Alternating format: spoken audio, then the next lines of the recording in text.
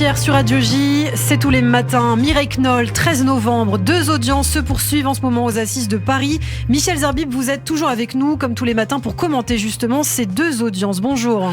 Bonjour Ilana, en effet 2 audiences hier parce que c'était au même moment, dans le même lieu, au palais de justice. Et ça a duré longtemps. Et ce matin, zoom sur l'audience du procès des assassins de Mireille Knoll, 5e jour d'audience dans lequel le fils de la victime est venu témoigner. De son côté, le frère d'un des accusés, Mohamed Mioub, est venu lui aussi tenter de défendre celui qui est accusé du pire. Oui, Alan Knoll est venu témoigner au procès des assassins de sa mère ce mardi 2 novembre. Un homme déchiré qui ne se pardonne pas d'avoir fait entrer chez elle, le jour du meurtre, le fils de la voisine, Yassine Mioub, l'un des 2 accusés, et vraisemblablement le tueur.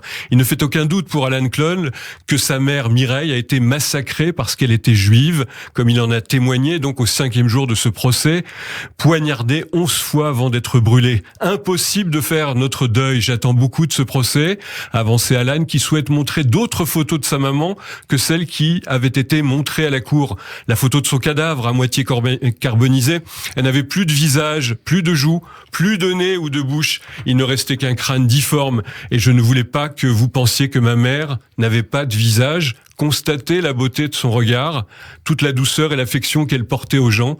Elle ne voyait le mal nulle part, à tel point qu'elle ne pensait pas que son protégé, Mioub, devienne son bourreau, et il ajoute que visant Yassine Mioub dans le box des accusés, ce menteur invétéré.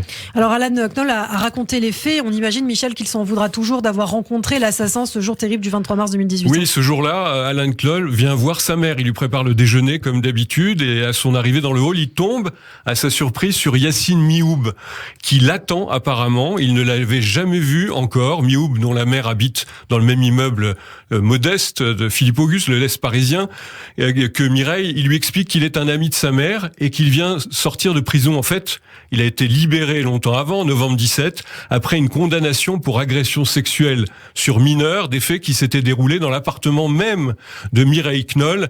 À ce titre, il lui était interdit de fréquenter cet immeuble, élément que la famille Knoll ignorait. Alain Knoll qui ouvre la porte, il note que sa mère semble contente de voir Yassine, le fils de la voisine, qui lui rend des menus services depuis qu'il est gamin. Mais rapidement, Alain Knoll le dit et il le raconte à la barre. Il ressent un malaise à voir cet homme, pas agressif mais sans gêne, qui prend un verre, se sert du porto. Je lui ai ouvert la porte. Quelques heures plus tard, il l'a massacré. J'avais demandé à ma mère en yiddish, pour qu'il ne comprenne pas, si elle voulait qu'il reste. Elle m'a regardé avec ses beaux yeux bleus et un sourire, et je suis parti. Si j'avais su ce qui se passait, j'aurais fait partir ce sentiment que j'ai. Il le dit, finit par le lâcher. Je n'ai pas été à la hauteur. Je n'ai pas pu la protéger. Et oui, une lourde culpabilité pour Alain Knoll. En tout cas, l'antisémitisme, les avocats de la défense le contestent plus que jamais. Pourquoi qualifier ce crime d'antisémite, a demandé Charles Consigny, l'un des avocats de Mioub, si ce n'est que le parquet a retenu cette qualification en 2020. D'ailleurs, les avocats de la défense veulent à tout prix détruire le mobile antisémite dès qu'ils en ont l'occasion. Au début, explique Alan Knoll, on ne voyait pas l'aspect antisémite avec mon frère et notre avocat Golnadel. Nous pensions à un crime crapuleux, mais considérant la violence des coups de couteau, c'est le signe d'une haine pure. J'en conclus qu'ils se sont payés une youpine, dit Alan Knoll, et qu'ils l'ont massacré. Il cite aussi pour la première fois des bribes de conversation qu'il dit avoir entendues ce 23 mars entre sa mère et Mioub. Elles concernent l'extrême droite et les juifs qui auraient des privilèges, conversation qui ne lui a pas plu du tout. Mais l'avocat de Mioub lui rappelle qu'il a été entendu le jour des faits le lendemain par les enquêteurs et ne les a pas mentionnés. À aucun moment vous n'indiquez cette discussion, lui a lancé Fabrice de Corrodi-Catona, qui dénonce, je cite, une rumination antisémite attribuée à son client. En fin d'après-midi, c'était le frère de Mioub, lui, qui se fera étriller par les parties civiles.